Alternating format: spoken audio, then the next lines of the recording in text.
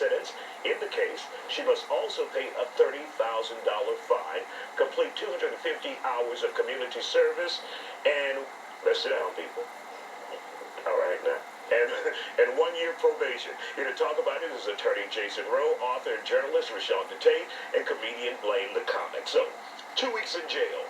Your thoughts on that, Rashonda, when you take a look at other people's sentencing and in situations similar to this? I think that's the problem with all of this, is that when you look at mothers like Crystal Mason, who was sentenced for trying to vote, when you look at the mothers like the homeless mother who was sentenced to 12 years for using someone else's address, I think that is what infuriates people so much, is they're looking at the discrepancy in sentencing and how it screams white privilege. And what you didn't say about those two mothers, they're both black. Yes. And this is a white actress, famous. It is white privilege at its finest. Jason, your thoughts on this?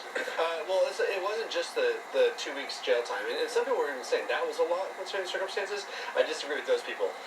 But she also is going to have to do 250 hours of community service. So that's a substantial amount of community service. 1 year probation and a $30,000 fine.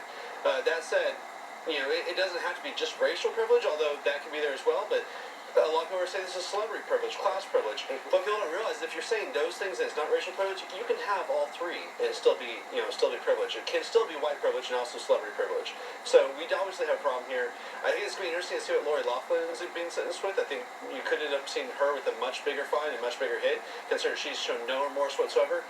If she gets a similar sentence, I will be incredibly shocked and angry that I am now. Blaine, let's hear from you.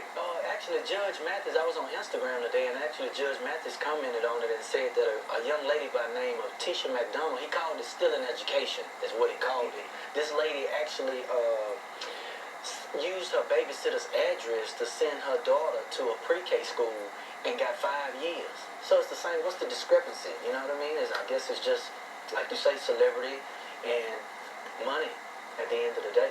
All right.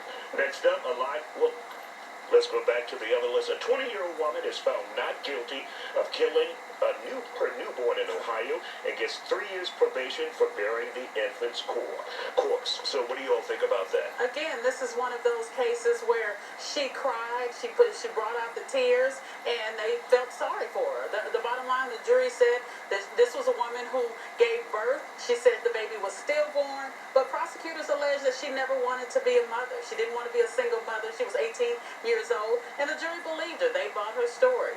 All right, Jason. I do draw a distinction here because she did go to trial. There was a jury. A jury of her peers made the decisions of not guilty on, when it was manslaughter to the other charges. They made the decision of not guilty. The one they found her guilty on was, gross mistreatment of a corpse or something similar to that. So I do draw a distinction here. She could have faced a year in jail. Instead, she got 3 years probation. I don't think it's a horribly misuse of justice there, considering that the jury actually did find her not guilty, and she should be treated that way. And of course, you have to look at the jury makeup and how they see you as an individual. Your thoughts on that, Blaine? Well, I just think the circumstances surrounding it, how she said the baby was stillborn, I really think that's real convenient, you know what I mean, for the story that she's putting out there. And I just think it's illegal all the way around. I think she should have got more than what she received, because we all know the rules of what you're supposed to do with a baby when you don't want it. Take it to the fire station or take it to the hospital. And she followed none of that protocol. Next up, administrators at Colorado State University say 4 white students pictured in blackface will not be punished by the school because of First Amendment rights. The school says personal social media accounts are not under its jurisdiction. Rashonda? That's a bunch of bull. Next. Next. Jason? I agree with Sean. It's a bunch of bull. So the school can say they don't have access to or oversight over the social media accounts, but every school, and I bet if you look at their handbook, they're going to have a code of conduct that says that they must comport themselves in a way that brings respect to the school. Most colleges have that. If they don't, it is a failure on the part of the school. But I know a lot of colleges, A&M has it, UT has it. A lot of colleges are going to have this code of conduct under which this behavior could fall. All right, Blaine. Those guys, they painted their face and they said that in the story that they said Wakanda forever. You know what I mean? They actually colonizers. We all know that. You know what I mean? But I think there's a little more to that story. If you probably dig deep into those young guys, they're probably somebody in that school that means something to that university, and that's why they kind of got us. Really quick, I want to get to this one, the Carolina